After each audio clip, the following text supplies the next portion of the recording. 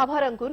નમસ્કાર દર્શક મિત્રો, કૃષિ કોન્ક્લેવમાં ખાસ સ્વાગત છે આપનું. આપણો દેશ એટલે કે ભારત દેશ એક કૃષિ પ્રધાન દેશ છે અને ખાસ કરીને જ્યારે આપણે ગુજરાતની વાત કરીએ તો 50 લાખથી પણ વધુ ખેડૂતો આપણા રાજ્યમાં વસે છે. પરંતુ દિવસે ને દિવસે ખેતી સતત મોંઘી થતી જાય છે. ખેતી હવે લોકોને કેમ પરવડતી નથી, શા માટે અને કયા એવા કારણો છે જેના કારણે ખેડૂતોની જે મુશ્કેલીઓ છે તે દિવસે ને દિવસે વધતી જઈ રહી છે, આ જ વિષય પર કૃષિ કોન્ક્લેવમાં ખાસ ચર્ચાનું આયોજન કરવામાં આવ્યું છે. અને આ જ વિષય પર વાતચીત કરવા માટે આપણી સાથે ગેસ્ટ પેનલ પણ જોડાઈ ગઈ છે. હું સીધી આપને ઓળખાણ કરાવીશ. પૂર્વ કૃષિ નિયામક ડોક્ટર આર.એસ. સેરસિયા આપણી સાથે જોડાયા છે, તો કૃષિ એક્સપર્ટ ડોક્ટર યોગેન્દ્રસિંહ ઝાલા ચર્ચામાં સહભાગી થયા છે અને સાથે જ આપણી સાથે ગોપાલભાઈ જાદવ જોડાયા છે કે જેઓ પ્રભાત એગ્રી બાયોટેકનિકલ કંપનીમાં રિજનલ મેનેજર તરીકે છેલ્લા કેટલાય વર્ષોથી કાર્યરત છે. આપ તમામનું ખૂબ ખૂબ સ્વાગત. સેરસિયા સાહેબ, સૌથી પહેલા હું આપની પાસે આવીશ. ખાસ કરીને જ્યારે આપણે ખેતીની વાત કરતા હોઈએ છીએ તેમાં પણ મેં શરૂઆતમાં વાત કરી કે ગુજરાતમાં જે રીતે 50 લાખથી પણ વધુ ખેડૂતો છે, પહેલાના સમયમાં અને અત્યારના સમયમાં ઘણું બધું પરિવર્તન આવી ગયું છે. સતત મોંઘવારી વધી રહી છે, તો ખેડૂતોના પ્રશ્નો પણ દિવસે ને દિવસે વધતા જઈ રહ્યા છે. મૂળ કયા પ્રશ્નો જોઈ રહ્યા છો? આપણે સાચી જ વાત કહી છે કે ખેડૂતોના પ્રશ્નો દિવસે દિવસે વધતા જાય છે. હવે એના ઘણા બધા કારણો છે. પેલા જે જમીન હતી એ ટુકડાઓમાં વહેંચાયેલી નહોતી, કારણ કે ખેડૂતોની સંખ્યા ઓછી હતી. એટલે એક વ્યક્તિ દીઠ અથવા તો એક ખેડૂત દીઠ જે જમીનનું પ્રમાણ છે એ વધારે પ્રમાણમાં હતું. હવે ખેતી જે છે નાના નાના ટુકડાની અંદર વહેંચાઈ ગઈ છે. અત્યારે આપણે સરેરાશ જોઈએ તો મોટા ભાગે ખેડૂતો પાસે 2 વીઘા જમીન હોય, કોઈની પાસે 4 વીઘા જમીન હોય, કોઈની પાસે 5 વીઘા જમીન હોય. એટલે આ નાના નાના ટુકડા થવાને કારણે એને જે કોઈ સાધનો વસાવવા જોઈએ એ પૂરા સાધનો પણ ખેડૂતો ન વસાવી શકે, અને જો વસાવે તો એને પરવડે નહીં અને એનો ખર્ચ પણ ન નીકળે. એટલે એક તો આ ટુકડામાં જમીન થઈ ગઈ. બીજું કે પેલા જે જમીન છે એ મોટા ભાગે સેન્દ્રિય ખેતી અથવા ઓર્ગેનિક ખેતીનો અત્યારે જે નવો કોન્સેપ્ટ આવી રહ્યો છે, મોટા ભાગે એવી જ ખેતી થતી હતી, કારણ કે કોઈ રાસાયણિક ખાતરનો ઉપયોગ નહોતા કરતા, કોઈ મોંઘા બિયારણ કે જંતુનાશક દવાનો પણ ઉપયોગ નહોતા કરતા. અત્યારે પરિસ્થિતિ એવી બની છે, કારણ કે હવે જે બિયારણો જે શોધાયા છે, હાઇબ્રિડ બિયારણો, અને એનાથી પણ આગળની જે પેઢી, ખાસ કરીને બીટીના જે બિયારણો બજારની અંદર આવી રહ્યા છે, તો આ બધાની પાછળ, કારણ કે આ બધાને વધારે ખાતર અને દવાઓની જરૂર પડતી હોય છે, એટલે એનો ખર્ચ જે છે ખેતીનો દિવસે દિવસે વધતો જાય છે. ખાતરનો ખર્ચ વધે, બિયારણનો ખર્ચ વધે, જંતુનાશક દવાનો ખર્ચ વધે, અને પિયત, પેલા મોટા ભાગે સૂકી ખેતી હતી અને પાણીની બહુ સગવડતા પણ નહોતી. હવે પિયત પણ ધીરે ધીરે વધતું જાય છે, એટલે પિયતનો પણ ખર્ચો થતો હોય છે. બીજી બાજુ પિયત કરવા માટે થઈને ઇલેક્ટ્રિસિટી ન હોય તો ડીઝલ પંપનો ઉપયોગ કરવાની જરૂર પડતી હોય. ડીઝલ પંપનો ઉપયોગ કરીએ એટલે સ્વાભાવિક છે આજે ડીઝલના ભાવ આસમાને પહોંચી ગયા છે. એટલે આવી રીતે જે ખેડૂતોને ઇનપુટ જોઈએ, ખાસ કરીને તો ઇનપુટ કોસ્ટ વધતી ગઈ. પરંતુ સામી બાજુએ તમે જોવા જાઓ તો ખેડૂતને જયારે વેચવાનો માલ આવે બજારની અંદર, શરૂઆતમાં બજારની અંદર ખૂબ ઊંચા ભાવ હોય, પણ જેવો ખેડૂતનો માલ બજારની અંદર વેચવાનો શરૂ થાય એટલે તરત જ ભાવ જે છે ડાઉન થઈ જાય. એટલે આની અંદર એક સરકારની નીતિ પણ જવાબદાર છે. એટલે આમ સાથે સાથે ઘણા બધા ફેક્ટર્સ છે જેના કારણે થઈને હવે સમય જતા જતા ખેતી પોસાતી નથી. બિલકુલ. ઝાલા સાહેબ, આપની પાસે આવીશ. સેરસિયા સાહેબે જે રીતે વાત કરી છે, ઘણા બધા મુદ્દાઓ પર તેઓએ વાત કરી. બિયારણની વાત હોય કે ખાતરની વાત હોય કે જે રીતે હવે દવાઓ મોંઘી થઈ રહી છે, ખેડૂતોને આપણે બેઠા કરવા માટેના સતત પ્રયાસો કરીએ છીએ, ઘણી બધી યોજનાઓ પણ લાવવામાં આવે છે, પરંતુ કોઈક એવા કારણો છે કે જેના કારણે થઈને ખેડૂતોને જે દિવસે ને દિવસે જે ખેતી તેમનો પાક જે તેમને પડતર કિંમત હતી તેની હવે ખૂબ જ મોંઘી થતી જાય છે. એટલા ભાવ તેઓને મળતા નથી, ટેકાના ભાવ પણ નથી મળી શકતા. માર્કેટમાં જ્યારે વેચવા જાય છે, જ્યારે એપીએમસીમાં જાય છે, બજારમાં જાય છે, ત્યારે તેઓને તેમણે જેટલા પૈસા નાખ્યા હોય તેટલા પણ મળી શકતા નથી. કયા કારણો આપ જોઈ રહ્યા છો? હવે આપણે જોઈએ કે ખેતી, એક તો સેરસિયા સાહેબે કીધું કે આપણા દેશની અંદર 86% ખેડૂતો તો સીમાંત અને નાના છે, એટલે કે એવરેજ ગણો તો 1.6 હેક્ટર જેટલી જમીન હોય. હવે એ ઇકોનોમિકલ વાયબલ બી નથી. હવે તમને કહું, તમારો મુદ્દો બહુ સાચો છે કે આ ખેતી પરવડતી નથી, અને બહુ સારો ટોપિક આપણે પસંદ કર્યો છે, એ બદલ અભિનંદન. એકચ્યુઅલી શું છે કે તમે ક્લાસ 4th એમ્પ્લોયનો પગાર ગણો તો એ 18,000 હોય છે, જ્યારે તમે એવરેજ, અમારા અભ્યાસ કે છે એવરેજ 5 સભ્યોનું કુટુંબ હોય અને 8,000 એની આવક છે. હવે 8,000ની આવકમાં એ ક્યાંથી પરવડે? એટલે ખેતી એ બીજા વ્યવસાય જેવો જ છે, એની અંદર બી મૂડી જોઈએ, સંસાધનો જોઈએ, પણ એ કુદરતી આધારિત છે, એટલે રિસ્ક બહુ છે. દરેક બિઝનેસમાં રિસ્ક હોય, કેલ્ક્યુલેટિવ રિસ્ક લેતા જ હોય, પણ ખેતીની અંદર રિસ્ક અણધાર્યું આવતું હોય છે, કારણ કે કુદરત પર આધારિત છે. અને એના માટેના જે પગલાં લેવામાં આવે છે, ધારો કે પાક ઇન્સ્યોરન્સ છે, એ બધી જે સિસ્ટમો છે એ બી એફિશિયન્ટલી વર્કિંગ નથી કરતી. અને મેજર જો આપણે પ્રોબ્લેમ કરીએ તો આપને ખબર હશે કે એગ્રીકલ્ચરનો ભાવ છે એ ખેડૂત નક્કી નથી કરતો, એ ડિમાન્ડ અને સપ્લાય એટલે માર્કેટ નક્કી કરે છે. એટલે માર્કેટની અંદર જો સપ્લાય વધે તો એનો ભાવ ગગડી જાય. એટલે એને આ બી એક રિસ્ક છે. એક તો પ્રોડક્શનનું હવામાનને લીધે તો રિસ્ક છે, બીજું એનું ઉત્પાદનને લક્ષી આ ભાવને લગતી રિસ્ક રહેલું છે. એટલે માર્કેટિંગ સિસ્ટમ બી સુધારા આપણા ગવર્મેન્ટે 3 ફાર્મ બિલ આપ્યા છે, પણ છતાં પણ એનો ઉપયોગ હજુ ખેડૂતો સુધી પહોંચતો નથી. એટલે ફાર્મર્સ જે વેચવા જાય છે તો આપને ખબર હશે ત્યારે તમે જુઓ તો ભાવ જો પ્રાઇસ સ્પ્રેડનો આપણે અમે અભ્યાસ કરીએ છીએ, જો પ્રોડ્યુસર શેર છે અને કન્ઝ્યુમર રૂપી એ અમુક પાકોમાં 30 થી 40% હોય છે, જ્યારે વચ્ચેના માણસો ખાલી 1-2 કલાક કામ કરે તો એનો શેર વધારે હોય છે. એટલે આ જે ડિમાન્ડ સપ્લાય છે એના માટે ખેડૂતો પાસે એવી સગવડો નથી સ્ટોરેજની, એટલે ભાવ એને મળતા નથી. એટલે ખેડૂતોને આપણે પૂછીએ કે તમને કેમ ખેતી પરવડતી નથી, તો કે ભાવ મળતા નથી. હવે બીજો સેલેસિયા સાહેબ જે કીધી વાત કરી કે ઇનપુટ અને આઉટપુટ, લોકો બી ખેડૂતો બી એવું કહે છે કે ઇનપુટનો જે ખર્ચ છે વધતો જાય છે, એના પ્રમાણમાં આઉટપુટ વધતું નથી. અમે અભ્યાસ 10 વર્ષના ડેટા લીધા, ઇનપુટના પ્રમાણમાં આઉટપુટ કેટલું વધુ છે. મોટાભાગના પાકોમાં ઇનપુટના પ્રમાણમાં આઉટપુટ વધ્યું છે. એક વીટ એવો પાક છે અમે જોયો કે વીટની અંદર પેરિટી મુજબ ભાવ વધ્યા નથી ઇનપુટના પ્રમાણમાં. એટલે આ રીતે ઇનપુટના પ્રમાણમાં આઉટપુટના ભાવ બી વધવા જોઈએ, વધે છે ભાવ, પણ ખેડૂતોના રિસ્કને લીધે તકલીફ પડે છે ઘણી વાર. કારણ કે તમારું 1 વર્ષ ફેલ થાય એ તો પછીથી એનું ચાલુ જ રહે સાયકલ, એટલે બીજા વર્ષોએ પણ એની અસર રહે. એટલે ખેડૂત ઊંચો નથી આવતો આપણે. જી જી ગોપાલભાઈ, જે રીતે સેરેસે સાહેબ અને ઝાલા સાહેબે વાત કરી છે, ઘણા બધા મુદ્દાઓને લઈને આપણે જ્યારે વાત કરી રહ્યા છીએ, શરૂઆતમાં પણ આપણે ચર્ચા કરી કે વરસાદ આધારિત ખેતી સ્વાભાવિક આપણા ત્યાં થતી હોય છે, કુદરત પર બધો આધાર છે, વરસાદ કેવો આવે છે, કેટલો આવે છે તેના પર ખેતી નિર્ભર છે. પરંતુ એની આસપાસના જે કોઈ એસ્પેક્ટ છે તેમાં પણ ઘણો બધો બદલાવ આવી ગયો છે. બિયારણની વાત હોય કે ખાતરની વાત હોય કે ટેકાના ભાવ મળવાની વાત હોય, જે રીતે આપણે ચર્ચા કરીએ છીએ કે પહેલા એવું હતું કે પરિવાર આખો ખેતીના વ્યવસાય સાથે જોડાયેલો રહેતો હતો, હવે જે રીતે મોંઘવારી વધી રહી છે તો તેમાં પણ હવે ભાગ પડતા જઈ રહ્યા છે. આ બધા બી ફેક્ટર્સ અસરકારક લાગે છે. સાચી વાત કરી સરસે સાહેબે બી. ને આજે જે મેન કારણ છે જે આજે ખેતી નથી પરવડતી, એના મુખ્ય કારણ 2 છે. તમે જોઈ શકો કે આજે જેમ કે 10 વર્ષ પહેલાની વાત કરો તો ત્યારે જે ખાતરના ભાવ હતા, જે બિયારણના હતા કે જે દવાના હતા, એ આજે 10 વર્ષ પછી એમાં આઈ થિંક જે મજૂરી ખર્ચ લાગતો એમાં ડબલ ત્રબલ ગણા વધારે આવી ગયા છે. પણ જો તમે આજે જે ઉત્પાદન ખેડૂતને મળે છે એની અંદર તમે જોવો તો આજે એની તારીખમાં પણ ખેડૂતોને જે 10 વર્ષ પહેલાના ભાવ હતા અને આજના તારીખના ભાવ છે એમાં બહુ ઝાઝો ફરક નથી પડ્યો. હા, વધ્યા છે નો ડાઉટ, બરાબર. બાકી સરકાર બી સપોર્ટ કરે, જેમ કે તમે વાત કરી કે ટેકાના ભાવથી મદદ કરે છે, પણ હજી બી થોડુંક સરકારને આમાં વિચારવું જોઈએ ને જેટલું આપણો નિકાસ થશે એટલું ક્યાંક ને ક્યાંક ફાયદો મળવા પાત્ર છે. એટલે એ વસ્તુ ફાઇનલ છે. ને એક બીજું કારણ એ બી છે કે જે આજે ખેડૂતોને ખોટી માહિતી બી મળે છે, જેના કારણે ખેડૂતો દવાના સ્પ્રે હોય કે ખાતરના હોય કે જેના ખર્ચા જે આજથી પહેલાના ટાઈમમાં ખર્ચા ને અત્યારના ટાઈમના ખર્ચામાં ઘણો બધો ફરક પડી ગયો. એટલે ક્યાંક ને ક્યાંક ખેડૂતોને ખોટા ખર્ચા બી થાય છે કે ખોટી માહિતી બી મળે છે. તો એ બધી વસ્તુમાં ખેડૂતોને જાગૃત થવાની વાત ટૂંકમાં બહુ જરૂરી છે કે ખેડૂતોને જાગૃત થવું જોઈએ આ બધી બાબતોમાં. બિલકુલ, એટલે ખેડૂતોની જાગૃતિ માટે પણ પ્રયાસો કરવા જોઈએ, કારણ કે એ બધી જ બાબતોની સાથે સાથે જાગૃતિનો અભાવ જે છે તે ક્યાંક નડી રહ્યો છે. સેરેસે સાહેબ, ખાસ કરીને આપણે વારંવાર એ જ વાત કરી રહ્યા છે અને આજનો આપણો અત્યારનો જે ખાસ ટોપિક છે કે ખેડૂતોને હવે ખેતી શા માટે નથી પરવડતી.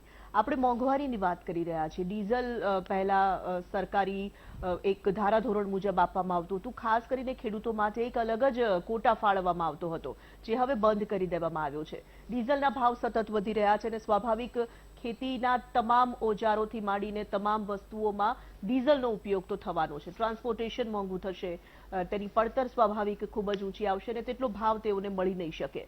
પાણીના પ્રશ્નો ઘણા બધા થાય છે. પાણી ખેતર સુધી કેવી રીતે પહોંચાડવું તેને લઈને પણ ખેડૂતો ઘણી વખત ખૂબ જ ખરાબ પરિસ્થિતિમાં આપણે અમુક અંતરિયાળ વિસ્તારોમાં જોયા છે. વીજળી પણ હવે એટલી બધી મોંઘી થઈ ગઈ છે. આ તમામ મુદ્દાઓ કેટલા સ્પર્શી રહ્યા છે ખેડૂતોને? તોરલબેન, બિલકુલ આ જે મુદ્દાઓ છે ખેડૂતને સીધા સ્પર્શે છે જી અને ખેડૂતની જે સમસ્યાઓ છે એ અપરંપાર છે.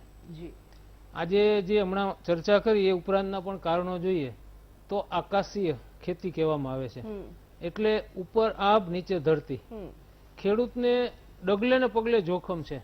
એ પાક વાવે એ ઉગશે કે નહીં ઉગે એ પણ શંકા હોય છે, કારણ કે જો અતિશય વાવ્યા પછી અતિશય વરસાદ પડે તો પણ એ જર્મિનેશન નહીં થાય અને વરસાદ ખેંચાઈ જાય તો પણ એ નહીં ઉગે. એટલે એને વાવવાથી લઈ અને છેક પાક ઘરમાં આવે ત્યાં સુધી અનેક જાતના જોખમો હું આપને ગણાવું તો અતિશય વરસાદ થાય એનું જોખમ, વાવાઝોડું આવે તો એનું જોખમ, હિમ પડે તો એનું જોખમ, એ ઉપરાંત જંગલી પશુઓ જે છે, ખાસ કરીને નીલગાય છે, ભૂંડ છે, વાંદરા છે, અને અનેક જાતના જે પક્ષીઓ છે એ પણ આ પાકને નુકસાન કરે. અને તમે જોયું તો છેલ્લા 2-3 વર્ષમાં આપણે તીડના આક્રમણો પણ જોયા. બિલકુલ. તો આખો પાક તૈયાર થઈ ગયો અને જો તીડનું ટોળું આવી જાય, હમણાં જ મને સમાચાર મળ્યા છે કે રાજસ્થાનના અમુક પોકેટની અંદર તીડ જોવા મળ્યા છે. તો એ આપણે તો બોર્ડર છે એટલે અહીંયા પણ આવી શકે. એટલે આ જે જોખમો જે છે ખેતીની અંદર અપરંપાર છે. રોગ આવી જાય, જીવાત આવી જાય, અને છતાં ખેડૂતોને પોતાનો માલ જે છે એ આવ્યા પછી પણ એનો યોગ્ય સંગ્રહ કરવા માટેની પણ સુવિધાઓ નથી હોતી. એટલે તાત્કાલિક એને ફોર્સ થાય પડે છે કે બેને વેચી જ દેવો પડે માલ. માનો કે એને સારો ભાવ મળે ત્યાં સુધી એને સાચવવું છે, પણ એનો જથ્થો એટલો બધો છે કે એના પાસે ગોડાઉનની કે બીજી પૂરી સુવિધાઓ નથી. એટલે એ પણ સહાય, ખાસ કરીને ખેડૂતને જે સરકારની જે પોલિસીસ છે તો એની અંદર આ બધા જોખમોને ધ્યાનમાં રાખીને ચોક્કસ ભારત સરકાર અને રાજ્ય સરકાર વખતો વખત આની પોલિસી જાહેર કરે જ છે. માનો કે પાક વીમા યોજના જાહેર કરી, MSP મિનિમમ સપોર્ટ પ્રાઇસ છે એ જાહેર કરી, અને બીજી પણ જુદા જુદા ક્ષેત્રોની અંદર યોજનાઓ હોય, એની અંદર સહાય, બિયારણની અંદર સહાય આપતા હોય, ખાતરની અંદર સહાય આપતા હોય, પણ એ પણ જોવા જઈએ તો પૂરતી નથી હોતી. એટલે આપણે જે ડીઝલની વાત કરી તો ડીઝલની અંદર પણ મારી દ્રષ્ટિએ ખેડૂતોને એના હેક્ટરના જે કંઈ એનો પાક હોય એને ધ્યાનમાં રાખીને અથવા તેની જરૂરિયાતો એને ધ્યાનમાં રાખીને એને ડીઝલની અંદર ચોક્કસ મારી દ્રષ્ટિએ એને સહાય આપવી જોઈએ. અને તો જ આ ખેડૂતો જે છે, નાના ખેડૂતો ખાસ કરીને છે, એ ટકી શકશે. મોટા ખેડૂતો તો ગમે તેમ કરીને પણ મોટા ખેડૂતોની સંખ્યા કેટલી? 5% પણ મોટા ખેડૂતો નથી. બાકીના તમે જો તો 95% છે નાના અને સીમાંત ખેડૂતો છે. એટલે આ ખૂબ જ વ્યાજબી વાત છે. આપણે જે કહીએ ખેડૂતોને આ બધા જે ક્ષેત્રો છે અથવા ઇનપુટની જે જરૂર પડશે એને સપોર્ટ કરવો જોઈએ, અને સાથે સાથે માર્કેટની અંદર પણ સપોર્ટ કરવો જોઈએ. વેચવાની જે મુશ્કેલી જે ઊભી થાય છે, ઘણીવાર સરકાર એવી નીતિ પણ જાહેર કરે, એક્સપોર્ટમાં સહાય કરે કે એક્સપોર્ટ કરવું હોય કોઈ માલ એને તો એની ઉપર સહાય જાહેર કરે, પણ પછી જેવા ભાવ ઊંચકાય એટલે પછી એ એક્સપોર્ટ પોલિસી ચેન્જ કરી નાખે. તો લાંબા ગાળાની જે આ બધી જે પોલિસી છે એ ટૂંકા ગાળાની ના હોવી જોઈએ, એ લાંબા ગાળાની હોવી જોઈએ, જેથી કરીને ખેડૂતને કયો પાક વાવવો અને કેટલો ભાવ મળશે એનું આગોતરું આયોજન કરી અને એ પ્રમાણે એ પોતાની ખેતી એ સુધારી શકે. બિલકુલ. તો સતત તમામ જે સરકારો, જે કોઈ સરકાર આવે છે, તમામ લોકો એવું ઈચ્છે છે કે ખેડૂતોને બેઠો કરવામાં આવે, તેની આવક જે છે તે વધારવામાં આવે, બમણી કરવામાં આવે, અનેક યોજનાઓ પણ લાવવામાં આવે છે. પરંતુ કઈ વાતમાં ત્રુટી રહી જાય છે? એવા કયા કારણો છે જેના કારણે ખેતી સતત મોંઘી થતી જઈ રહી છે? ખેડૂતોને હવે આજના સમયમાં ખેતી પરવડતી શા માટે નથી? આ જ વિષય પર વીટીવીના આ કોન્ક્લેવમાં, કૃષિ કોન્ક્લેવમાં ખાસ આપણે ચર્ચા કરી રહ્યા છીએ. ચર્ચા રાખીશું યથાવત. અત્યારે રોકાઈએ છીએ એક બ્રેક માટે. Welcome back. વીટીવીના કૃષિ કોન્ક્લેવમાં ફરી એક વખત સ્વાગત છે. ખેડૂતોને આખરે હવે ખેતી પરવડતી શા માટે નથી, આ વિષય પર અત્યારે આપણે ચર્ચા કરી રહ્યા છીએ. આપણી સાથે ગેસ્ટ પેનલ જોડાયેલી છે. ફરી એક વખત આપણે ચર્ચામાં આગળ વધીશું. ઝાલા સાહેબ, સિરેસા સાહેબ પાસે આપણે બ્રેક પર જતા પહેલા જે રીતે વાત કરી રહ્યા હતા, અનેક મુદ્દાઓ જે આપણે અત્યારે ચર્ચી રહ્યા છીએ, જે મુદ્દાઓ ખેડૂતોને સ્પર્શે છે અને ક્યાંક ને ક્યાંક એ મુદ્દાઓને કારણે તે લોકો માટે પરિસ્થિતિ મુશ્કેલ બનતી જાય છે. એક ખૂબ જ મુદ્દો જે તમામ લોકોને સ્પર્શે છે, પરંતુ ખાસ કરીને ખેડૂતોને, અને એ છે ગ્લોબલ વોર્મિંગનો. જે રીતે ઋતુ પરિવર્તન આપણે જોઈ રહ્યા છીએ છેલ્લા વખતથી, વરસાદની અનિયમિતતા હોય કે તેની આખી સાયકલ ફરી જવી, જે રીતે તેઓએ કહ્યું કે તીડનું આક્રમણ થાય છે, જે કુદરતી આફતો આવતી હોય છે, સાથે સાથે હવે વારંવાર આપણે જોઈ રહ્યા છીએ કે જે રીતે સાયક્લોન આવી રહ્યા છે, આ બધી જ જે બાબતો છે તે પણ અસર કરતી હશે. હા, ખૂબ અસર કરે છે. આપણે જોયું હશે કે જે વરસાદ પડવો જોઈએ એ સમયસર પડતો નથી, એટલે એને ખોટ જાય, અને જયારે વરસાદ પડે છે ત્યારે એક સામટો પડે છે, એટલે આને ભેજવાળું વાતાવરણ હોય એટલે તીડ આવી જાય, અને આ બધા રોગ આવી જાય, જીવાત આવી જાય. એટલે વાતાવરણની અસર તો આ ગ્લોબલ વોર્મિંગની અસર તો ખૂબ જ છે. એટલે એના માટે જ આપણે હવે એને માટે એ રિસ્ક કવર માટે શું કરવું, તો એની બી એક ચેલેન્જ છે. જી સાથે સાથે બીજી બી ચેલેન્જો છે. આપણે વાત કરીએ એમાં એક તો લેબર મળતા નથી. તમને કહું ખેતીની અંદર મેઇન જે ચેલેન્જ છે લેબર મળતા નથી. કોઈ બી તમે ખેડૂતને મળશો તો કે લેબરનો બહુ પ્રોબ્લેમ છે, અને આના ઘણા બધા કારણો છે. એમાં કેટલીક સરકારની યોજનાઓ બી જવાબદાર છે.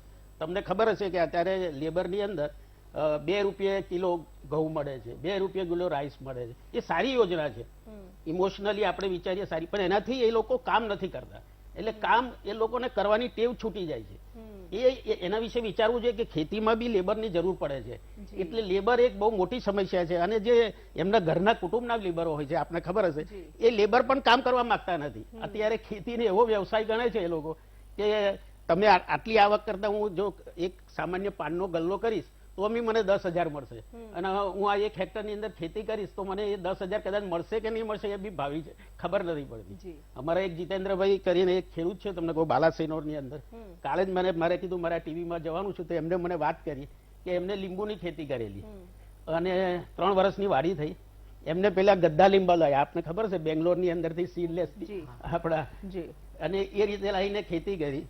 એનો તમને ભાવ કહું, એક સરસ લીંબુ છે, લીંબુ બી પુષ્કળ થાય છે, પણ શિયાળાની અંદર જો તો 2 રૂપિયા ભાવ કિલોના, 10 રૂપિયા. ઉનાળામાં પાછા એને ભાવ વધારે મળ્યા. હવે એ લોકો વાડી કાઢી કાઢવા માંગે છે. ક્યાંક ને ક્યાંક પડતર કિંમત પણ પડતર કિંમત બી ના કરે. ઘણી વાર તમારે એને એટલે લણી વારંવાર તમામ પાકમાં જયારે નુકસાની આવે તો સ્વાભાવિક ખેડૂતોને બેઠા થવા કરતા વધારે મુશ્કેલીઓનો સામનો કરવો પડે. ખેતી એટલા માટે પરવડતી નથી, પણ એનું કારણ એ છે ખેતીની અંદર ક્યાં છે સીમાંત અને નાના ખેડૂતો છે ને એનો બાર્ગેનિંગ પાવર જ નથી. સિરસ સાહેબે કીધું માર્કેટિંગ કરવા માટે, પણ એને શું છે કે બજારમાં વેચી દેવું જ પડે, કારણ કે એની જોડે પૈસા હોય નહીં, ધિરાણ લીધું હોય, એટલે જયારે પાકે ત્યારે તુરંત એને વેચી દેવું પડે છે. એટલે અને બીજું એ બાર્ગેનિંગ બી નથી કરતો. તો એની અંદર તમે આપ જોશો તો જાપાનની અંદર તો કોઓપરેટિવ સોસાયટીઓ બધી છે, એ લોકો જે ઇનપુટ ખરીદે ને એ બી જથ્થાબંધ ખરીદે, એટલે બાર્ગેનિંગ પાવર વધે. એટલે આપણી સરકારે બી ફાર્મર્સ પ્રોડ્યુસર કંપની છે, કોન્ટ્રાક્ટ ફાર્મિંગ છે, એવા ઘણા બધા સોલ્યુશન છે તમારે. એટલે એક ફાર્મર્સ પ્રોડ્યુસર ઓર્ગેનાઇઝેશન અને નાના સીમાંત ખેડૂતોએ ભેગા થઈને હવે કરવું પડશે, જેથી એમનો ઇકોનોમિક ઓફ સ્કેલ થાય અને વાયબલ યુનિટ બને, જેથી માર્કેટિંગની અંદર, ખેતીની અંદર, ઇવન એને જે માહિતી મેળવીને છે, ટેકનોલોજી, ઇન્ફોર્મેશન, એ બધાનો ઉપયોગ આ એફપીઓ દ્વારા કરી શકાય. એટલે એફપીઓ એક સારું સોલ્યુશન છે તમને. બીજું કોન્ટ્રાક્ટ ફાર્મિંગ કરે તો એશ્યોર પ્રાઇસ મળે. બિલકુલ. એમાં શું છે કોન્ટ્રાક્ટ ફાર્મિંગ, તો આ સાહેબને ખબર હશે, સીડ કંપનીઓ બી કરતી હોય છે, અને ઇનપુટ્સ એ લોકો આપતા હોય છે, અને જે ભાવ હોય અગાઉથી નક્કી કરી દે, એટલે ખેડૂત શ્યોર રહે, એશ્યોર ભાવ રહે. એટલે એટલા માટે કોન્ટ્રાક્ટ ફાર્મિંગ નો કાયદો આવે. એટલે આ બધા જે ફેરફાર છે તે હવે નજીકના દિવસોમાં જો કરવામાં આવે. જાણકારી નથી, પણ ખેડૂતને જાણકારી હોવી જોઈએ. બિલકુ એટલે ખેડૂતોને જાગૃત કરવા માટેના પ્રયાસો પણ હવે વધારે કરવા પડશે. એક્સટેન્શન સિસ્ટમ બહુ વીક થઈ ગઈ છે. આપણે પહેલા ગામે ગ્રામ સેવકો હતા, અત્યારે ગ્રામ સેવકોની ભરતી નથી થતી. તલાટી બી તમને 5-6 ગામમાંથી એક હોય ને એ આવે બી નહીં. ગ્રામ સેવક ખબર નથી હોતી. એટલે જે સરકારની યોજનાઓ છે એ ખેડૂતોને બી ખ્યાલ નથી આવતી યોજનાઓ. આ બધી મુશ્કેલીઓ છે. આ બધી બિલકુલ મહત્વપૂર્ણ મુદ્દો છે કે સરકાર યોજનાઓ ઘણી બધી બનાવે છે, પરંતુ એ યોજનાઓ ખેડૂતો સુધી નથી પહોંચતી. એ જાગૃતિ ફેલાવવા માટે પણ એક ચોક્કસ પ્રયાસો કરવા પડશે. મોંઘવારી વધી રહી છે, ખેતી મોંઘી થઈ રહી છે, પરંતુ તેમાંથી કેવી રીતે બહાર આવી શકાય તેના પણ ઉપાયો વિશે કરીશું વાત બ્રેક બાદ.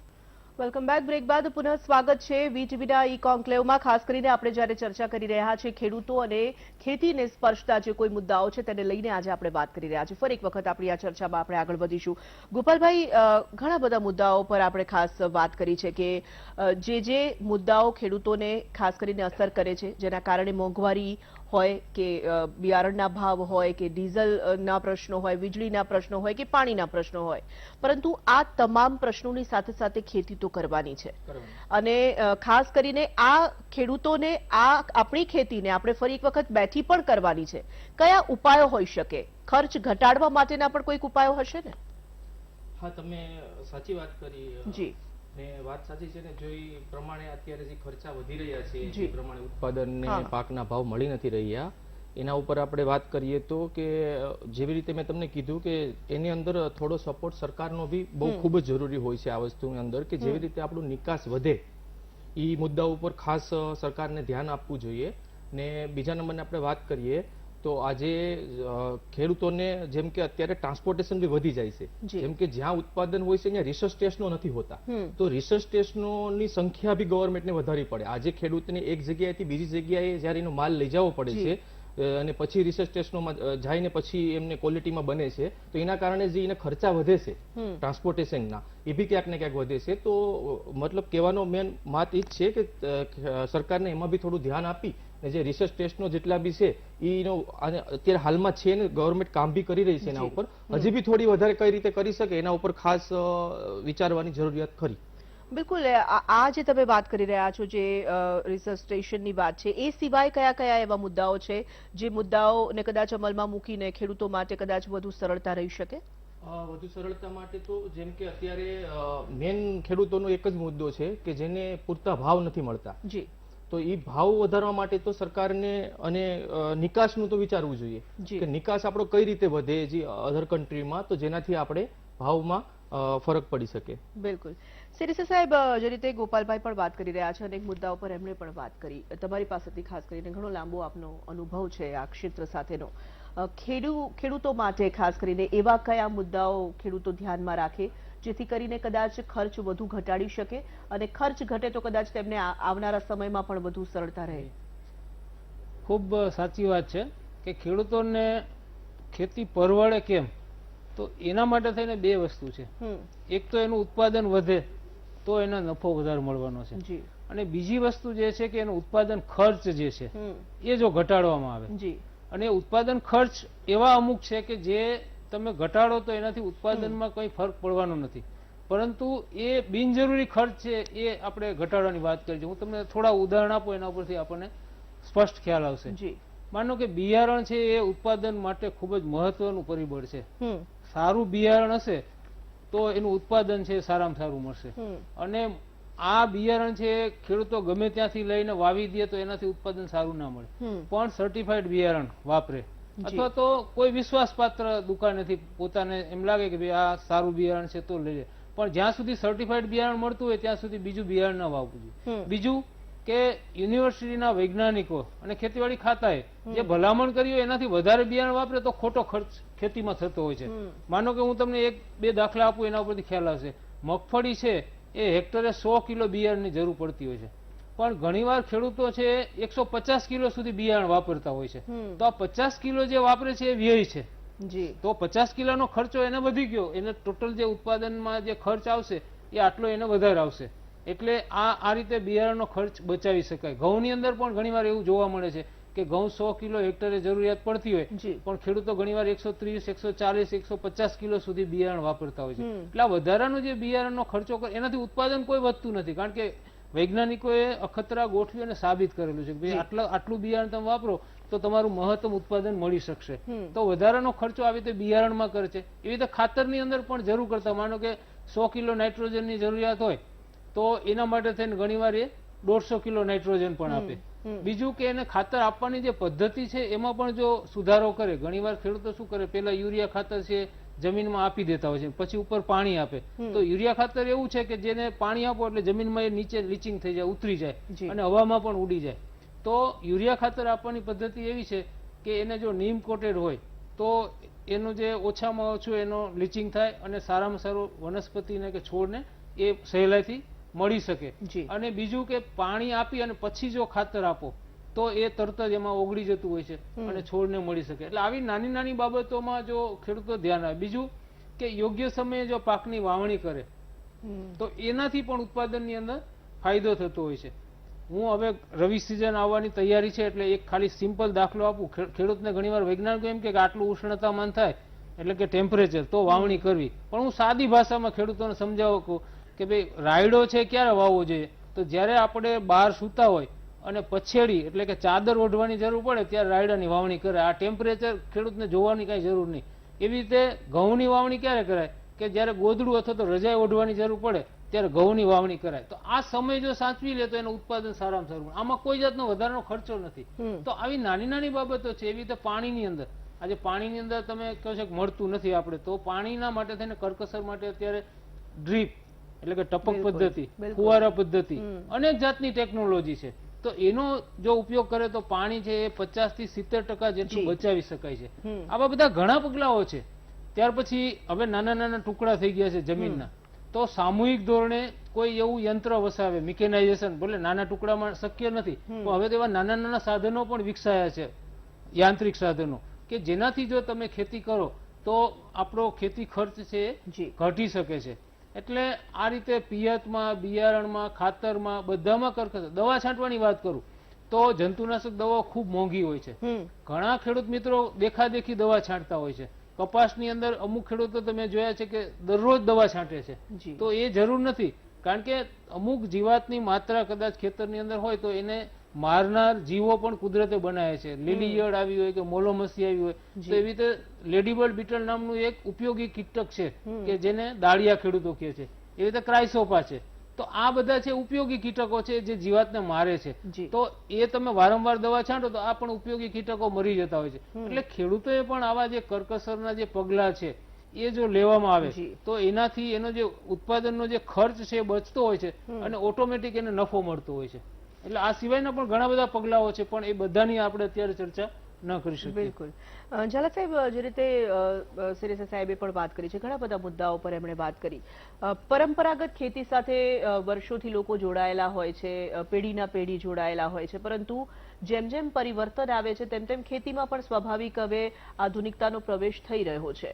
બિયારણ સાચું છે કે ખોટું છે, નકલી છે, અસલી છે, તે જાણવા માટેનો પ્રયાસ હોય કે ખાતર, જે રીતે રાસાયણિક ખાતર મોંઘા થઈ રહ્યા છે.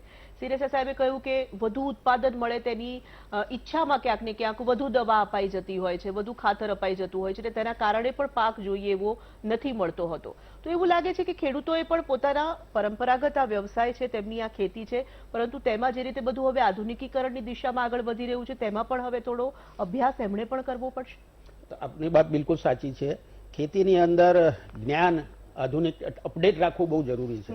હવે તો આપને ખબર છે મોબાઈલની અંદર એવી એપ્લિકેશન આપી છે કે તમે કહો કે મારે આ ડાંગર કરવું છે, તમને વાવણી સમય કે કયો સમયે કયું ખાતરની જરૂર છે, કેટલું ખાતર, બેલેન્સ ખાતર તમે આપવાનું છે, એ બધી જ માહિતી તમને એવી એપ્લિકેશન આવે છે. એટલે ખેડૂતોએ પોતાની જાતને અપડેટ કરવાની. બીજું એમને જે આપણા જે કેન્દ્રો છે, ઇન્ફોર્મેશન જ્યાંથી મળી રહે, જ્યારે દાખલા કે યુનિવર્સિટીઓ છે એગ્રીકલ્ચર, એના સંપર્કમાં રહેવું જોઈએ. મેં ઘણા એવા ખેડૂતો જોયા છે કે એ ખેડૂતને પરવડતું હોય, ખેતી બહુ સરસ કરતું, એનો જોડેનો જ ખેડૂત ખોટમાં જતો હોય છે. એટલે એ જ્ઞાન એ તો બહુ વસ્તુ છે. એટલે એક તો પહેલી તો ખેતી માટે શું છે કે નોલેજ જોઈએ, માણસની થોડી હોશિયારી તો જોઈએ, એને હિસાબ બી રાખવો પડે. મેં તો જોયા છે મોટા ભાગના ખેડૂતો કોઈ હિસાબ જ નથી રાખતા, કારણ કે આ એક બિઝનેસ છે. એટલે બિઝનેસની દ્રષ્ટિએ જોવું જોઈએ અને ક્યાંથી જ્ઞાન મળે છે. એટલે અમારા યુનિવર્સિટીની અંદર એક માર્કેટ ઇન્ટેલિજન્સ સેન્ટર અમે બનાવેલું છે કે જેની અંદર અમે ખેડૂતોને કેવા ભાવ રહેશે અગાઉથી કહીએ છીએ, ફોરકાસ્ટિંગ કરીએ છીએ. તો એ બધી માહિતી એને મળતી રહે અને એને પોતે પણ ઈચ્છા રાખવી જોઈએ. અને ટ્રેનિંગો બી ઘણી બધી થાય છે. તમને કહું, અમારી ત્યાં એક દેવાંગભાઈ પટેલ કરીને ખેડૂત છે, તે બોરિયાના, બહુ યંગ હતા ત્યારે મારી જોડે આવ્યા હતા. મને કહે છે મારે એક્સપોર્ટ કરવું છે સાહેબ. તો મેં કીધું યાર તમે આવા છો અને તમે કરશો એક્સપોર્ટ? મેં કહ્યું એકદમ યંગ હતા. ના ના કે મારો ઉત્સાહ છે. મેં કહું તમને એક માટે નહીં, પણ તમે તમારું એક ગ્રુપ બનાવીને લાવો. અને એક ગ્રુપ બનાવીને લાયા, એમને અમે ટ્રેનિંગ આપી. આજે તો એ એક્સપોર્ટ હળદર છે, હળદરનું વેલ્યુ એડિશન કરી એની કેપ્સ્યુલ બી બનાવે છે અને હવે પોતાનો એફપીઓ બી બનાવવા જઈ રહ્યા છે અને એ એક્સપોર્ટ બી કરે છે. એવી રીતે એક બીજા એક દેવાનભાઈ શાહ કરીને હતા, એ એકવાર આવ્યા તો મેં કીધું તમે આ સરગવો છે, સરગવામાંથી કંઈ બનાવો ને. એટલે પછી એમને સરગવામાંથી પાવડર બનાવ્યો અને એમને એક્સપોર્ટ કરવાની જરૂર નથી, ડોમેસ્ટિક માર્કેટે જેવું છે. એટલે ખેડૂત પોતે બી ઘણું બધું કરી શકે છે. એટલે મૂલ્યવર્ધન બહુ જરૂરી છે. તમને કહું, હળદરની અંદર અમે જોયું, ખેતી અમે અભ્યાસ કર્યો તો ફક્ત એનો હળદરનો પાવડર બનાવે ને તો બી એને 3 લાખ રૂપિયા વધારે પ્રોફિટ મળે છે હેક્ટરે. તમે વિચાર કરો કેટલો બધો પ્રોફિટ છે. એટલે મૂલ્યવર્ધન બી કરતા એમને આવડવું જોઈએ. અને આ જે સિરેસ સાહેબે જેવું કે દરેક પેકેજ ઓફ પ્રેક્ટિસિસ છે એમાં કેવી રીતે ખર્ચ ઘટાડી શકાય એમને કીધું ને. ખાલી વાવણી સમયે તમે સાચો તો 30% ઉત્પાદન વધી જતું હશે. એટલે આવા બધા, જો મોડું થઈ ગયું, આપણને કોઈ વરસાદ પડ્યો તો મોડી વાવતી જાતો વાવો, વહેલું થયું કરવું હોય આપણે તો વહેલી વાવતી જાતો પડો. એટલે જ્ઞાન એ બહુ જરૂરી છે. એટલે ખેડૂતોએ આમ કે આપણે આ બાપદાદીથી કરતા આવડે છે, આપણને બધું આવડે જ છે એવું ન સમજવું, એને આપણે અપગ્રેડ કરતા રહેવું. ખેતીમાં ખૂબ ખૂબ સંશોધનો છે. હવે તો નવી ટેકનોલોજી બી આવી ગઈ બધી ઘણી. ઇરિગેશનમાં બી અમને કીધું કે ભાઈ સ્પ્રિંકલર ઇરિગેશન ઇરિગેશન એક મોટો પ્રશ્ન છે. તમને કહું, ઇરિગેશન જ્યાં છે, પાણીની સગવડ છે, ત્યાં વધારે પડતું ઇરિગેશન આપે છે, એટલે જમીનો બગડે છે. અને જ્યાં ઇરિગેશન નથી ત્યાં તો તકલીફ પ્રમાણનું જે ભાન છે એ ક્યાંક ને ક્યાંક જો વધારે સારી રીતે કરવામાં આવે તો તે ફાયદો કરી શકે છે, જે નુકસાન પહોંચાડતું હોય છે. નોર્થ ગુજરાતની અંદર તો હજાર ફૂટે નીચે બોર જતા રહ્યા છે. હા, હવે એવા પાક લેવા જોઈએ કે જે પાણી ઓછું ઉપયોગ કરે. બિલકુલ. પણ સાથે સાથે જો આ ખેતી છે ને, એમાં એક મુદ્દો બહુ મહત્વનો છે. ખેતી એકલી કરો પણ એની સાથે પશુપાલન કે બીજો એલાઇડ બિઝનેસ હોવો જોઈએ, પોલ્ટ્રી કે એવું હોવું જોઈએ. એ બી એક મહત્વનો મુદ્દો છે. જો ખેતીને આપણે વાયબલ યુનિટ બનાવવું હોય તો એને એલાઇડ કરવું. એટલે એના માટે આ નોર્થ ગુજરાતમાં શું છે કે બધા ભેંસો ને એવું, અમારા મધ્ય ગુજરાતની અંદર આપ જો તો 1-2 ભેંસ રાખો તો એનું ઘર આરામથી ચાલે. કારણ શું છે કે અમૂલ છે. અમૂલ 80% જે ગ્રાહક ચૂચો 80% ખેડૂતને મળે છે. રાઈટ. જ્યારે અમારો શાકભાજીની અંદર ફક્ત 30 થી 40% ગ્રાહક ચૂકવે એ પેલા એને મળે છે, ખેડૂતને મળે છે. એટલે પ્રોડ્યુસર શેરિંગ કન્ઝ્યુમર રૂપી છે ને બીજામાં બહુ ઓછું. એ કેવી રીતે વધારી શકાય? એટલે ખેડૂતોએ એક તો જ્ઞાન બી મેળવવું પડશે, અને હવે આપણે એકલા રહીએ એવું નહીં ચાલે, એમને સંગઠિત થવું પડશે. એક પ્રોફેશનલ કંપની બનાવવી પડશે. આ કંપનીમાં સાહેબ છે એમને ખબર હશે, જયારે કંપની બનાવો તો તમે એને પ્રોફેશનલી કેવી રીતે બિઝનેસ કરો એ ખ્યાલ આવે. એટલા માટે સરકારે એફપીઓ 10,000 એફપીઓ તો કીધું જ છે. આપણા ગુજરાતની અંદર આપણે કહું કે 212 એફપીઓ છે, એમાંથી ફક્ત 10 થી 15% સક્સેસફુલ છે. એટલે એફપીઓ પણ કેવી રીતે સક્સેસફુલ બનાવવા એના એ બી એક ચેલેન્જ છે. એટલે યોગ્ય લીડર હોવા જોઈએ, યોગ્ય પ્રોફેશનલિઝમ હોવું જોઈએ, ઓનેસ્ટી હોવી જોઈએ. એ બી હવે બધી જરૂરિયાત તો એમાં બી છે. આ મુદ્દાઓની સાથે ખેડૂતો આગળ વધી શકશે, કોઈ એક ચોક્કસ મુદ્દાથી આગળ નહીં વધી શકાય. ગોપાલભાઈ, ઘણા બધા મુદ્દાઓ પર તેમણે વાત કરી છે. ઝાલા સાહેબે પણ કહ્યું, સેરેસા સાહેબે પણ કહ્યું. આપણે ઉત્પાદન ખર્ચ ઘટાડવાને લઈને પણ વાત કરી, કયા મુદ્દાઓ છે તેને લઈને પણ વાત કરી. આપણે ઘણી વખત જોતા હોઈએ છીએ, ખાસ કરીને આપણા ગુજરાતની જ વાત કરીએ તો ઘણી વખત એવું થાય છે કે શાકભાજી એટલું બધું પ્રમાણમાં થઈ જાય છે કે તેને પછી ફેંકી દેવાનો વારો આવે છે, ગાયને ખવડાવી દેવાનો વારો આવે છે. ઘણી વખત એવું હોય છે કે ડુંગળી આપણને મળતી પણ નથી અને એટલી બધી તેની બ્લેક માર્કેટિંગ થવાની શરૂઆત થઈ જાય છે. ઘણા બધા ખેડૂતો એવા છે કે જે પોતાના પાકને એક્સપોર્ટ કરતા હોય છે. ઘણા બધા ખેડૂતો એવા છે કે જે લોકોને પોતાના બજાર સુધી પણ પાકને નથી લઈ જઈ શકતા તેવી પરિસ્થિતિ આવે છે. આ જે ઇમ્બેલેન્સ છે એ પણ એક અસર કરતા પરિબળ રહેશે. તમારી વાત બિલકુલ સાચી છે કે આજે જેમ કે આપણે કહી શકીએ કે ગાડરિયો પ્રવાહ, જેમ કે જે ડુંગળીનું વાવેતર ચાલુ થયું તો એટલું બધું પ્રોડક્શન ડુંગળીનું આવશે તો જે જરૂરિયાત કરતા વધારે જે વસ્તુ વધવાની છે એનું તો પછી લાસ્ટમાં એ જ વસ્તુ બનવાની છે કે એનું કોઈ માર્કેટમાં ભાવ નથી મળવાના. પછી છેલ્લે ખેડૂતોને ક્યાંય એને મતલબ ખાતર બનાવવું પડે કે ગાય ભેંસમાં વાપરવું પડે છે. એટલે આ બી મુદ્દો છે કે જે રીતે સમય અનુસાર, જેમ કે સાહેબે વાત કરી હમણાં, ઝાલા સાહેબે પણ, કે આજે તમે જોવો તો ખેડૂતોને ખુદને ટેકનિકલ બનવાની ખૂબ જ જરૂરિયાત છે આજના ટાઈમના સમયમાં. અત્યારે એવું નહીં ચાલે કે પહેલાની જેમ કે ખેતી તો હાલતી રહેશે થતી રહેશે, બાપ દાદા વખતની વાત હતી એવું. આજના સમયમાં ખુદ ટેકનિકલ ખેડૂત બનશે તો ક્યાંક ને ક્યાંક એ લોકો વાવેતર કયું કરવું, કયા ટાઈમે કરવું એની અંદર બી ટેકનિકલ બનવાનું છે, કયું ખાતર વાપરવું છે, કયું બિયારણ વાપરવું છે એની અંદર બી ટેકનિકલ બનવાની જરૂરિયાત છે. ને આવી રીતે ખેડૂતોને જે બી સેમિનાર, જે બી અમે, જેમ કે હું પ્રાઇવેટ સેક્ટરમાં છું તો આજે જે બી અમે લોકોને આસપાસ તમે જોવો તો ગુજરાતની અંદર લગભગ 80-90 હજાર ખેડૂતો જે અમારી સાથે ડાયરેક્ટલી જોડાયેલા હશે ને જેની સાથે અમારા વોટ્સઅપ ગ્રુપ હશે. તો આજે એ લોકો પાસે અમે માહિતી અમારાથી બનતી કોશિશ કરીએ કે એમને પૂરી પાડીએ, જે ખાતરની હોય કે પછી બિયારણની હોય કે દવાની હોય. તો આવી રીતે આજના ટાઈમની અંદર તમે જેમ કે સાહેબે વાત કરી, સરસિયા સાહેબે, કે અત્યારે ખોટા ખર્ચા, જે ખોટા ખર્ચા છે એ બહુ સાચી વાત છે સાહેબની. આજે તમે જોવો તો મેં બી માર્કેટમાં હું બી ઘણા વર્ષથી રહું છું ને ખેડૂત પાસે જાઉં છું, તો આજે તમે જોવો તો ખાતરનો જે ઉપયોગ છે, ખાતરનો ઉપયોગ ક્યાંક ને ક્યાંક જે બીજા રાજ્ય કરતા ગુજરાતની અંદર બહુ જ વધારે છે ને એ એક ફેક્ટ છે. આજે તમારો જે પાક છે એ પાકને જ્યાં સુધી જરૂરિયાત છે એના પોષક તત્વોની ત્યાં સુધી એને ખાતર આપો તો બરાબર છે. હવે તમને એક એક્ઝામ્પલ આપું કે ભાઈ તમે કપાસ વાવ્યો છે, હવે આજે લોકો એકબીજાને જોઈને પણ એવું કરતા હોય કે એક બીજા ખાતર નાખે તો હું બી નાખી લઉં, એના કરતા મારે બી થોડું ઉત્પાદન વધારે મળી જાય. એટલે આવું બી બનતું હોય છે, તમે જોઈ શકો. પછી કે આજે જે કપાસ છે એ કપાસ 110 કે 120 દિવસનો થઈ ગયો પછી એની પાછળથી ખાતરો નાખો તો આજે એક ફોસ્ફરસ નામનું ડીએપી છે, જે જમીનમાં ગયા પછી એના પોષક તત્વો કોઈ બી પાકનો છોડ છે એ કમસે કમ 40-45 દિવસ તો જમીનમાં પડ્યું રહે પછી લેવાનું છે. તો એ ખોટા ટાઈમિંગમાં આપે તો ત્યાં સુધીમાં તેનો પાક નીકળી જાય છે. જી. તો એ એક ક્યાંક ને ક્યાંક એ વસ્તુ એક ખોટા ખર્ચા છે, એની અંદર કંટ્રોલ કરવો જોઈએ.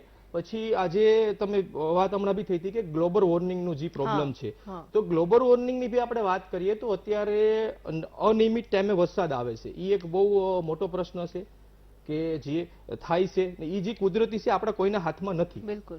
હા, તો આજે જે વાયરલ ઇન્ફેક્શન બેઠે છે, હમ. એક્ઝામ્પલ જ્યારે હાઈ ટેમ્પરેચરનો ટાઈમ ચાલુ છે ને અચાનકથી ઠંડુ વાતાવરણ થઈને અચાનકથી વરસાદ આવી જાય, અચાનકથી આવી જાય એટલે ગરમીમાંથી ડાયરેક્ટ ઠંડી આવી જાય એટલે વાયરલ ઇન્ફેક્શન થાય છે. વાયરલ ઇન્ફેક્શનના લીધે જે પ્રોબ્લેમ બને એ પ્રોબ્લેમ મેન બને છે કે કપાસ સહનશીલ નથી, મગફળી સહનશીલ નથી, કોઈ બી પાક એના માટે સહનશીલ નથી હોતા. એ લાલ થઈ ગયા કે સુકાઈ ગયા. પણ આજે જ્યારે ખેડૂત એગ્રોવાળા પાસે જાય છે કે મારો કપાસ લાલ થઈ ગયો, જી. તો એ જ્યારે લેવા જાય છે ત્યારે એગ્રોવાળા તો એવું જ કહે છે કે તમે આ દવા છાંટો રિઝલ્ટ મળશે, પણ ખરેખર એ ખોટા ખર્ચા થાય છે. એક વખત સુકાઈ ગયો અને લાલ થઈ ગયો છે તમારો પાક, એ પાકમાં પછી તમે ખોટા ખર્ચા કરવાથી કોઈ મતલબ નથી રહેતો. ને બીજા નંબરમાં કે હા તમારે ફરીથી રીફ્લાવરિંગ કરવો છે, એના માટે તમારી પાસે ટાઈમ છે 2-3 મહિનાનો, તો તમે વસ્તુ અલગ છે, બાકી તમારો એ જે રિઝલ્ટ મળવાનું જ નથી. આજે ઘણી બધી કંપનીઓ બી કહેતી હોય, દવા બી કહેતી હોય, એગ્રોવાળા બી કહેતા હોય, તો એ બધી વસ્તુથી બચવું જોઈએ. ને ખાસ કરીને મારો એ સુઝાવ છે બધા ખેડૂત માટે કે બધા લોકોને જ્યાં બી સેમિનાર હોય, જે ગવર્મેન્ટ બી સેમિનાર કરે છે જી. આપણી, પ્લસ કે જે કંપનીઓના સેમિનાર હોય એની અંદર પાર્ટિસિપેટ કરે.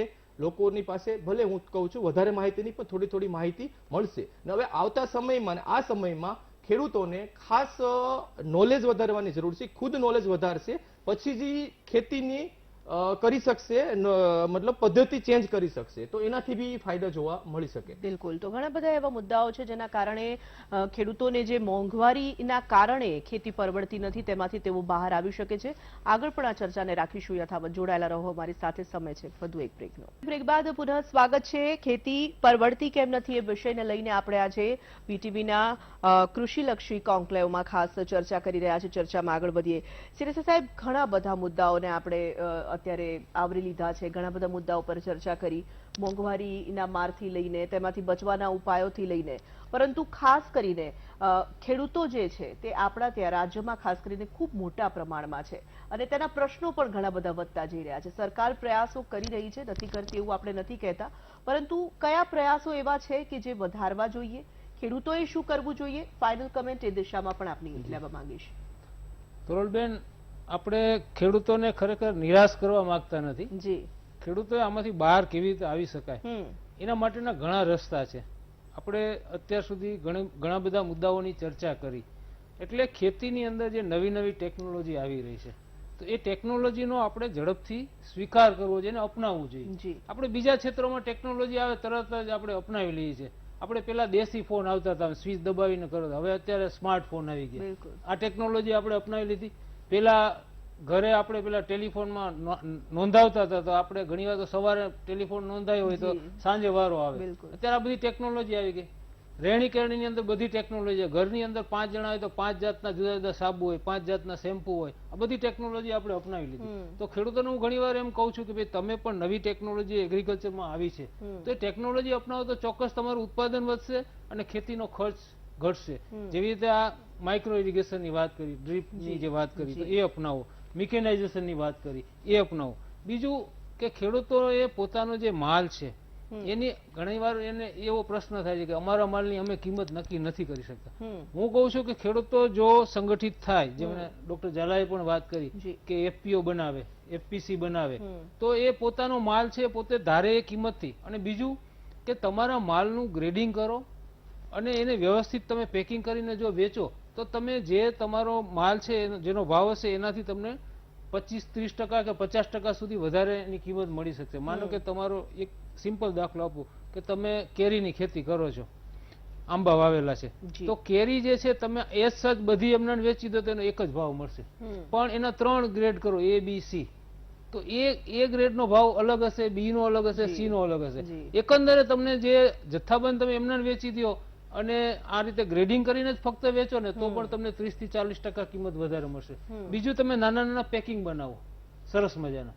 હું તમને એક પેકિંગનો સરસ દાખલો આપું કે ખેડૂતો ધાણા પકવે છે, એમાંથી ધાણાદાળ ખેડૂત પોતે નથી બનાવતો, એ બીજા બધા બનાવે છે. એટલે ધાણાની દાળની પેલી પડીકી નાની આવે છે, તમને ખબર 1 રૂપિયાની કે 2 રૂપિયાની પડીકી મળે છે.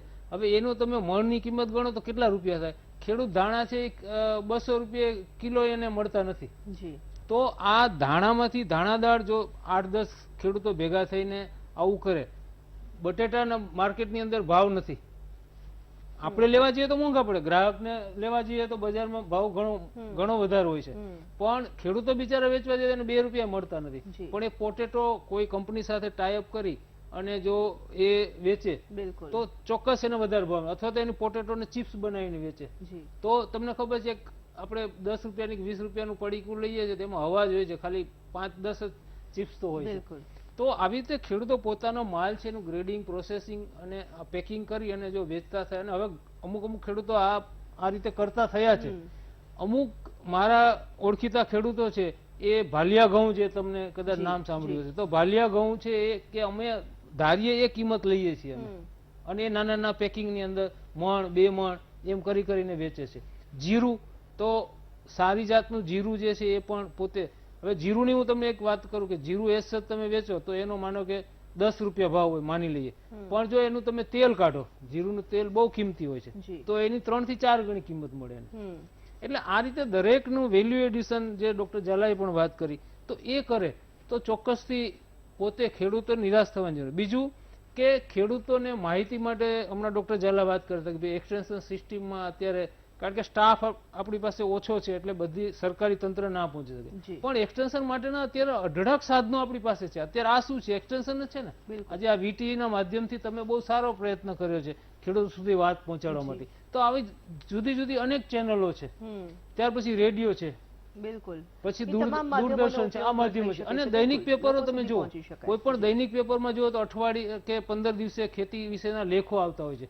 કૃષિના મેગેઝિનો ડોક્ટર ઝાલાને તો ખબર છે, કૃષિ ગોવિદ્યા, કૃષિ જીવન, કૃષિ વિજ્ઞાન, જાતના મેગેઝિનો પણ બહાર પડે છે. કૃષિ યુનિવર્સિટી છે જાતની પત્રિકાઓ બહાર પાડે છે. ખેતીવાડી ખાતું પણ જાતની પત્રિકાઓ બહાર પાડે છે, દરેક પાકની ખેતી કેમ કરવી. તો આ બધા સાધનો અત્યારે આપણી પાસે અવેલેબલ છે. એટલે ટૂંકમાં અત્યારે દુનિયા છે ને એકદમ આમ નાની થઈ ગઈ છે. બિલકુલ હાથ તમે વધી છે હવે, અને કોમ્પ્યુટર ઉપર એમાંથી બેસી જાઓ, એ તમામ બાબતોનો ઉપયોગ નેટની અંદર કરીને તમે બેસી ઘણું જાઓ બધું તો મેળવી બધી જ શકાય માહિતી છે. તમને એમ કે માલનો ભરાવો થઈ જાય. તમે કીધું ને, તો કયો પાક વાવવો જોઈએ એ તમે જો નેટ ઉપર સર્ચ કરો ને કે દુનિયામાં કયા પાકની ડિમાન્ડ છે, તો એના આધારે જો ખેતી કરે તો પણ એને તો ઘણું વધારે બધું પૈસા. પરિવર્તન એટલે લાવી ઘણા શકે બધા છે. મુદ્દાઓ એવા છે જી. કે જેમાં ખેડૂતો ખરેખર આની અંદર વધારે સારા પૈસા કમાઈ શકે એવી બિલકુલ. ચલા સાહેબ, સેરસે સાહેબે જે મુદ્દા પર વાત કરી છે સ્વાભાવિક ખૂબ જ મહત્વપૂર્ણ એ મુદ્દાઓ છે, પરંતુ ફરી એક વખત એ જ વાત આવીને ઊભી રહે છે કે આપણા ત્યાં આપણે જોઈએ છે કે 2 વર્ગ હંમેશા જોવા મળે છે. એક વર્ગ એવો પણ છે કે જે કદાચ કંઈક નવીન કરવા માટે તેઓ કરી શકે તેટલા આર્થિક રીતે પણ સદ્ધર છે. ઘણા ખેડૂતો કરવા ઈચ્છે છે પણ નથી કરી શકતા, તેમની પાસે લિમિટેશન્સ છે. ઘણા લોકો એવા છે કે જે ખૂબ જ ભણેલા ગણેલા છે, ખેતીના વ્યવસાય સાથે જોડાયેલા છે, અને આ તમામ જે બાબતો છે તેને તેઓ પાલન પણ કરી શકશે, અનુસરી શકશે અને કદાચ તે દિશામાં આગળ વધી શકશે. ઘણા ખેડૂતો હજી પણ એવા છે કે જે લોકોને હજી સ્માર્ટફોન યુઝ કરતા પણ નથી આવડતું. આ જે ફરી એક વખત એ જ વાત છે કે 2 ભાગ છે, એ બંને ભાગને આપણે તો બેઠા કરવા છે. માત્ર અમીરને અમીર નથી કરવા, આપણે જે ગરીબ ખેડૂતો છે તેમને પણ અમીર ખેડૂત બનાવવા છે. શું કરી શકાય? આપણી વાત બિલકુલ સાચી છે કે આ બધી જ ટેકનોલોજી આપણે અપનાવીએ, પણ એમાં બી ફાઇનાન્સ તો જોઈએ, મૂડી જોઈએ. જી. નાનો ખેડૂત હોય તો એને નાની મૂડી જોઈએ, મોટો ખેડૂત હોય એને પણ મૂડી જોઈએ. બિલકુલ. તો જે સ્વામિનાથન કમિટી બેઠેલી, જી. ફાર્મર્સ કમિશન કે બિલકુલ. ચેરમેન હતા, 2006માં એમને રિપોર્ટ આપેલો કે ખેડૂતને જરૂરિયાત પૂરતી અને 4% દરે ઇન્સ્ટિટ્યુશનલ ક્રેડિટ મળવી જોઈએ. 4% દરે હજુ નથી મળતી. અમારો અભ્યાસ કરે 40% ખેડૂતો હજુ પ્રાઇવેટ પાસે જાય છે, જી. મની લેન્ડર પાસે જાય, વેપારી પાસે જાય, અને એ લોકોનો જે વ્યાજનો દર હોય છે ને 18 થી 36% હોય છે. હજુ પણ એ પૈસા, હા, ક્રોપ લોનની સિસ્ટમ છે, બધું છે, પણ એકવાર જો તમારે ક્રોપ ફેલ થયો તો પછી એ પાછું ચાલુ રહે. એટલે તમારો એક જ વર્ષ જો તમારો ક્રોપ ફેલ ગયો તો એ 3 વર્ષ સુધી અસર રહે.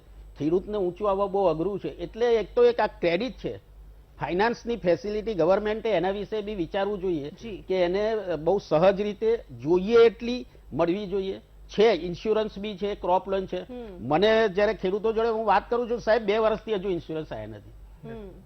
ધારો કે લોસ અત્યારે જે આપણે વાવાઝોડું આવ્યું, બરાબર છે, સર્વે કર્યો, એવી રીતે સર્વે કર્યો એ બી બધા જાણે છે, પણ એ પૈસા સમયસર નથી મળતા ખેડૂતને, તો એને હવે વાવણીનો સમય થયો, હવે એ પૈસા કેવી રીતે લાવશે? એટલે એટલે આ બધા પ્રશ્નો તો છે, ટેકનોલોજી છે, પ્રશ્નો બધું છે છે. અને એની સાથે એટલે સાથે ક્રેડિટ પણ બિલકુલ. ફાઇનાન્સ બી બહુ મોટું, અને એના કારણે સુસાઇડ કરતા હોય છે. તો આપણે ખબર છે મહારાષ્ટ્રની અંદર બિલકુલ ઘણા તો આ પ્રશ્નો બીજી વધી રહ્યા છે. સેરેસે સાહેબને કહે છે બીટી જી, કોટન જી. એક વાર 2500 રૂપિયા ભાવ હતો એનો, અત્યારે ઘટ્યો છે, અને એમાં બી ભેળસેળ વાળું બિમારણ આવી જાય. ખૂબ જ લાંબી એટલે આખી આ એ ચર્ચા જો પણ ક્રોપ છે. ફેલ થાય તો પછી એને ઉપર લટકવાનો બિલકુલ. ઘણા બધા મુદ્દાઓ એવા છે અને ઘણી લાંબી ચર્ચા થઈ શકે, પરંતુ આપણી પાસે સમયનો અભાવ છે, એટલે અત્યારે તો આપ અમારી સાથે ચર્ચામાં જોડાયા. આપ ત્રણેયનો ખૂબ ખૂબ આભાર. તો આ જે કૃષિ માટેનો કોન્ક્લેવ છે, વીટીવી દ્વારા એક આ પ્રયોગ કરવામાં આવ્યો છે, આપના માટે જ આ એક આયોજન પણ કરવામાં આવ્યું છે. આજની ચર્ચામાં અત્યારે બસ આટલું જ. બ્રેક બાદ મારા સહયોગી અંકુર જોડાશે. ઉત્પાદન વધારવા માટે શું કરી શકાય તે વિષય પર કરીશું ચર્ચા.